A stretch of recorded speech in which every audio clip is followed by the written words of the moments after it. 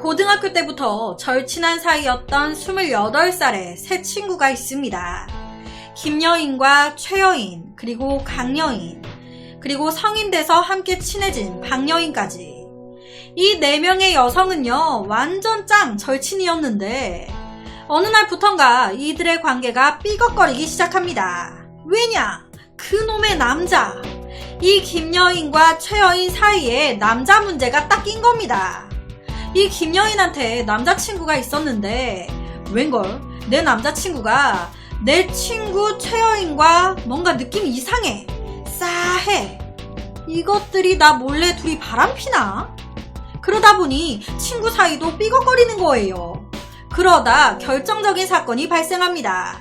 이제 최여인 빼고 나머지 3명, 김여인과 강여인, 박여인까지 3명이서 길을 걸어가고 있는데 웬걸 내 남자친구가 내 친구 최여인과 둘이 껴안고 걸어가네. 그 현장을 딱 목격한 겁니다. 여자친구인 김여인 피가 거꾸로 솟죠. 이것들 가만히 두면 되겠습니까?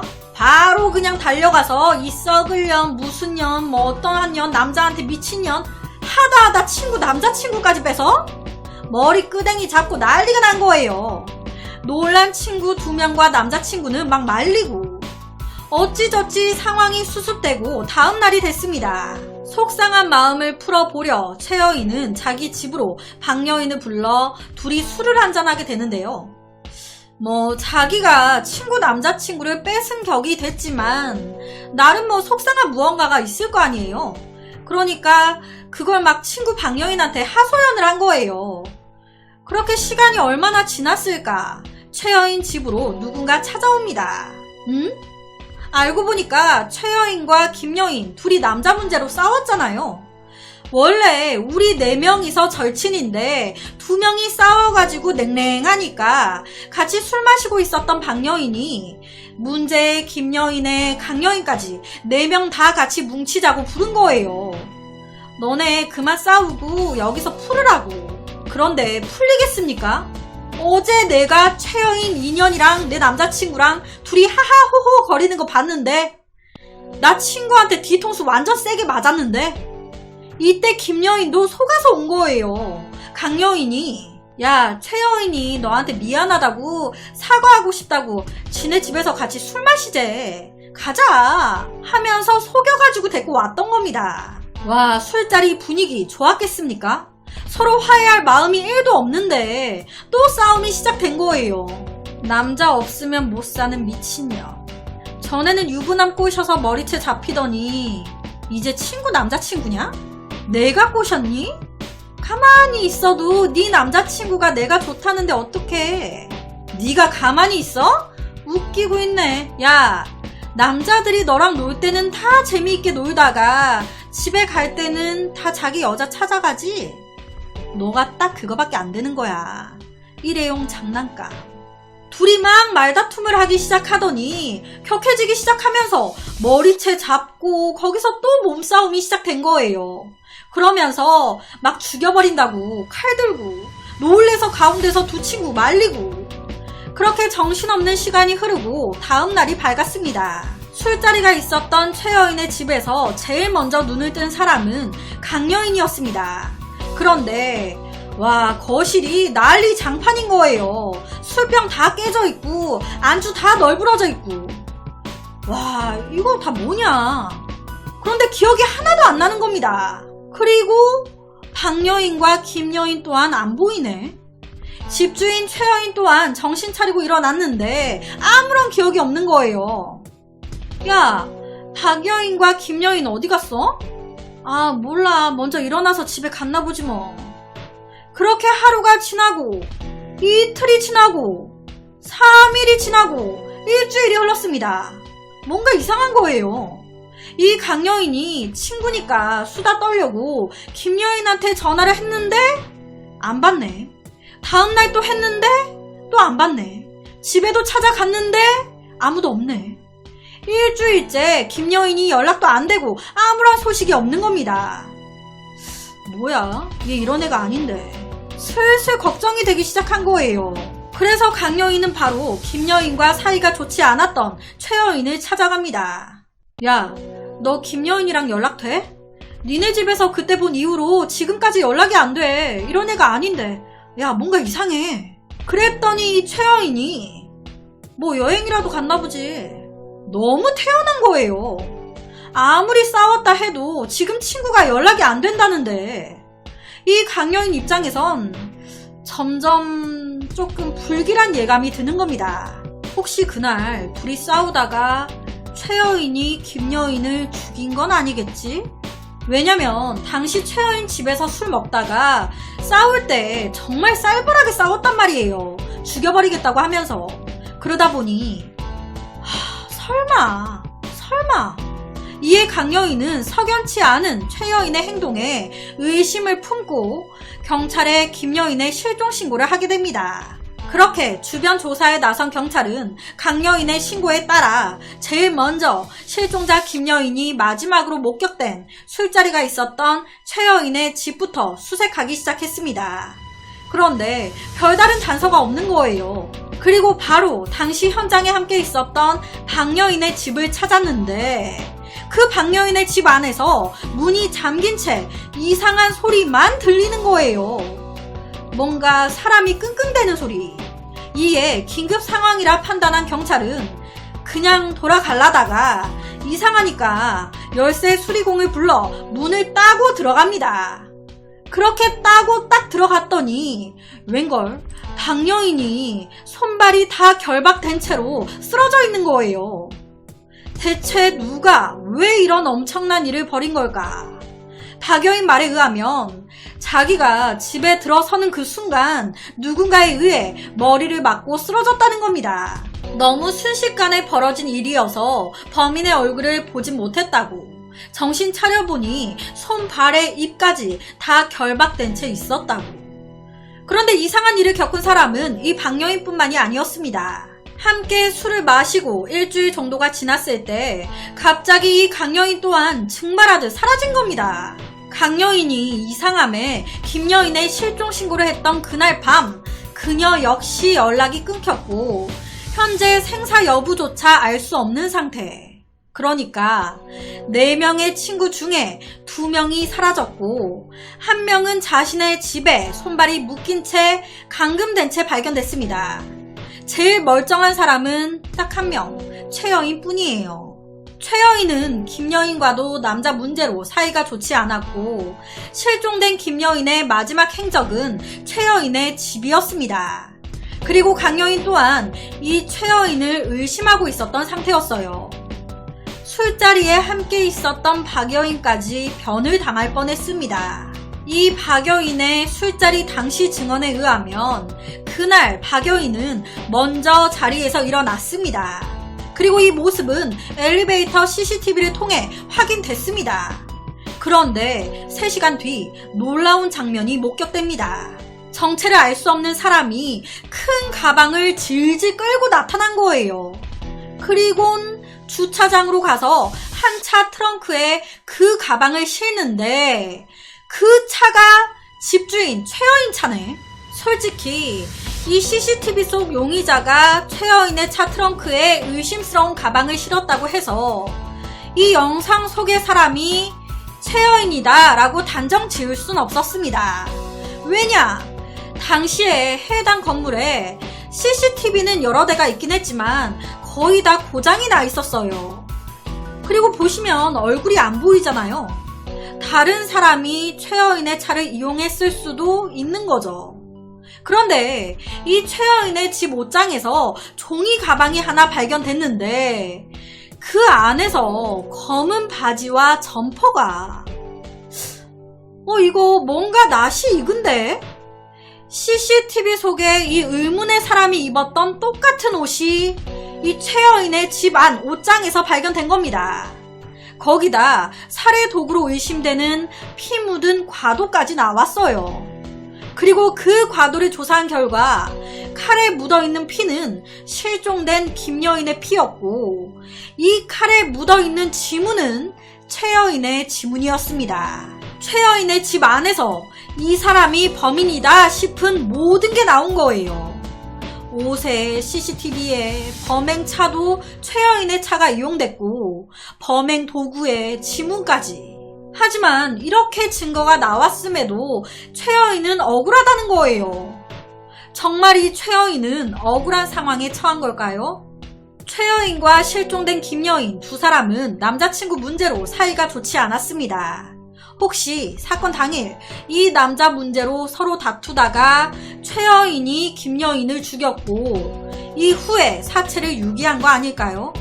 그리고 사건 현장의 목격자인 두 친구 강여인과 박여인 또한 걸림돌이 될까 싶어 폭행에 결박하고 실종되게 만든 거 아닐까요? 사실 피해자의 시신이 발견됐다거나 이런 건 전혀 없는 상황이에요. 그저 결론적으로 두 여자가 실종됐고 연락이 되지 않으니 죽지 않았을까. 살해가 의심만 되는 상황이죠. 그런데 며칠 후 기적적으로 실종됐던 강여인이 나타납니다. 얼굴이 망신창이가 된 채로 경찰서로 달려온 거예요. 그리고 얼마 지나지 않아 사라졌던 김여인의 시신도 발견됐습니다. 시신이 발견되고 강여인 또한 나타나면서 범인은 바로 잡혔습니다. 범인은 바로 친구 박여인이었어요. 김여인의 손톱에서 박여인의 DNA가 나왔고 살아 돌아온 강여인 또한 사건 당일 박여인이 자신을 둔기로 내리쳤다고 증언한 거예요. 그렇다면 도대체 왜 박여인은 자신의 친구들을 죽이고 이런 범행을 했던 걸까요? 알고 보니까 10년 전 당시 박여인한테는 이란성 쌍둥이 동생이 있었습니다. 그런데 그 동생이 18층 집에서 뛰어내린 거예요. 자살한 겁니다. 자살 이유는 학교 폭력이었어요.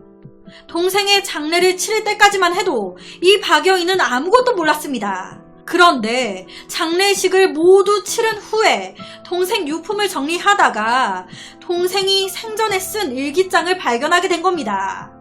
그런데 그 일기장의 내용이 너무너무 충격적이고 가슴을 후벼 파는 거예요. 학교 폭력이었습니다. 당시 동생이 심한 학교 폭력을 당하고 있었는데 그 가해자가 다름 아닌 김여인, 최여인, 강여인이었던 겁니다. 야, 내일까지 돈 100만원 가지고 와. 알겠어? 야, 니네 집에 돈 많아서 그나마 봐주고 있는 건데 니가 이딴 식으로 하면 우리 가만히 못 있어? 내일까지 안 가지고 오면 너 뒤지는 거야. 알겠지? 그리고 너 그 신발 못 보던 거다? 되게 이쁘네? 여기다 벗어놓고 가. 이 세 명은요, 동생을 폭행하기는 물론 감금과 협박까지 서슴지 않았습니다. 그 괴롭힘이 너무 심하니까 동생이 끙끙 앓다가 혼자 자살한 거예요. 이 모든 사실을 언니 박여인이 후에 알게 된 겁니다. 그렇게 가족들은 충격으로 미국으로 떠났고 10년이 흘렀습니다. 한국으로 들어온 박여인은 바로 새 친구를 찾았습니다. 왜? 죽은 내 동생 복수하려고. 그래서 계획적으로 이 새 친구한테 접근한 거예요. 우리 친하게 지내자. 계획적으로 절친으로까지 된 거죠. 이때까지만 해도 박여인은 복수에 대한 구체적인 계획 없었습니다. 그런데 어느 날 이 박여인이 자기 죽은 동생 사진을 지갑에 늘 넣어두고 다녔단 말이에요. 그런데 그걸 이 새 친구가 본 거예요. 이 사진 속에 이거 누구야? 아, 그거 내 쌍둥이 친여동생이야. 아, 진짜? 쌍둥이? 아, 동생이 있었구나. 쌍둥이인데 정말 하나도 안 닮았네. 같이 밥이나 먹자. 동생도 미국에 있는 거야? 아, 동생 죽었어. 10년 전에. 그러니까 자신들이 괴롭힌 내 동생을 기억도 못하는 거예요. 사진을 봐도 몰라. 내 동생은 니네 3명 때문에 괴로워하다 죽었는데 이것들은 그런 내 동생을 기억도 못해. 박여인은 이 모습에 분노하고 처절한 복수를 계획하게 된 겁니다. 그러던 중 최여인과 김여인이 남자 때문에 싸우게 된 거예요. 박여인은 이 두 사람의 갈등을 동생의 복수에 이용하기로 합니다. 그래서 최여인과 김여인을 화해시키기 위한 술자리라는 명목 하에 박여인이 주도해서 최여인 집에서 술자리를 연 거예요. 모두 박여인의 계획이었습니다. 그리고 이때 친구들이 좋아하는 고급 와인에 박여인은 준비한 강한 수면제를 탑니다. 얘들아, 내가 너희 둘 화해시키려고 정말 좋은 와인도 준비했는데 같이 마시자. 그렇게 분위기를 유도하면서 세 친구에게 수면제를 먹인 거예요. 그렇게 점차 시간이 흘러가면서 술기운에 최여인과 김여인의 감정은 격해지기 시작했고 두 친구의 싸움도 점점 커집니다. 박여인의 계획은 생각대로 잘 진행됐어요. 알리바이를 위해 박여인은 회사 일 때문에 가봐야 될 것 같다면서 먼저 자리에서 일어납니다. 그리고 엘리베이터 앞 CCTV에 일부러 모습을 노출시켜요. 그 후에 옷을 갈아입고 CCTV가 고장난 비상구로 돌아와 수면제 기운에 완전 뻗어있는 세 친구에게 한 명씩 잔인한 복수를 시작합니다. 가장 먼저 박여인은 김여인을 칼로 찔러 죽인 후 최여인의 차량을 이용해 산속에 안매장을 합니다. 그리고 강여인마저 납치한 후 지하실에 감금시켜요. 어두운 지하실에 갇혀 두려움에 떨었던 내 동생의 고통이 어느 정도였는지 그대로 알게 해주고 싶었던 거예요. 얼마나 고통스러운지 너도 한번 당해봐. 그리고 마지막으로 이 모든 죄를 최여인에게 덮어 씌우기 위해 범행할 때 썼던 옷가지나 범행 도구를 최여인 집에 몰래 넣어놨던 겁니다. 그리고 자신 역시 용의선상에서 벗어나야 되니까 스스로 손, 발을 묶고 결박시킨 다음에 자기도 폭행, 감금 피해를 당한 척 연기했던 거예요. 완벽한 것으로만 보였던 이 박여인의 계획은 극적으로 납치됐던 강여인이 탈출을 하게 되면서 물거품으로 돌아갔습니다. 게다가 경찰의 수사로 김여인의 시신도 발견됐고 그 시신 손톱에서 채취한 DNA가 박여인의 것으로 드러나면서 박여인은 살인죄로 체포가 됐습니다. 그리고 2015년 이 사건에 대한 재판이 이어졌는데 이때 박여인은 제 동생은 18층 자신의 방에서 뛰어내렸습니다. 그 이후 우리 가족은 미국으로 떠났지만 엄마는 결국 동생에 대한 미안함과 슬픔 때문에 얼마 지나지 않아 돌아가셨어요. 저들이 죽인 거예요. 전 용서할 수가 없습니다. 10년 전 따돌림과 괴롭힘으로 목숨을 끊은 동생. 그 동생을 위해 복수를 한 언니에 대해서 재판부는 어떤 판결을 내렸을까요? 재판부는 피고인은 피해자들의 학교 폭력으로 동생을 잃고 그에 대한 복수심으로 이 사건의 범행을 계획한 것으로 보인다. 비록 피해자들에게도 잘못은 있으나 이를 개인적인 차원에서 벌하기 위해 살인, 감금, 상해, 위증의 죄를 범한 것은 그 죄책이 무거워 실형이 불가피하다. 피고인에게 징역 5년을 선고한다. 징역 5년이 선고됐습니다. 어떻게 보면 살인하고 안매장하고 납치하고 감금하고 살인 누명까지 씌웠음에도 그렇게 많이 나온 편은 아니에요. 재판부에서도 이런 전 상황들을 좀 고려해 준 게 아니었을까라는 생각이 듭니다. 실제로 제가 찾다 보니까 학교 폭력에 시달리던 피해자 학생이 가해자를 죽인 거예요. 그래서 재판이 이어졌는데 거기서 이제 이 피해 학생에게 무죄를 선고했다라는 기사가 있더라고요. 그러니까 학교 폭력을 당했던 피해자가 가해자를 죽였어요. 그런데 재판은 이 이제 칼로 찌른 학교 폭력을 당한 피해자 쪽 손을 들어준 거예요. 그래서 무죄. 제가 찾다 보니까 또 그런 기사도 보이더라고요. 이 사건 또한 이런 전 상황들을 좀 고려해 준 게 아니었을까 싶은데 여튼 학교 폭력 이 세 명이 한 여성의 삶을 행복했던 한 가정 자체를 다 무너뜨린 거잖아요. 개인적으로 학교 폭력, 학교 왕따 문제에 대한 처벌도 전체적으로 완전히 세게 강화가 됐으면 좋겠습니다. 그래서 오늘은 좀 마음이 아프기도 한 2015년도에 벌어졌던 한 살인사건에 대한 이야기를 가지고 왔습니다.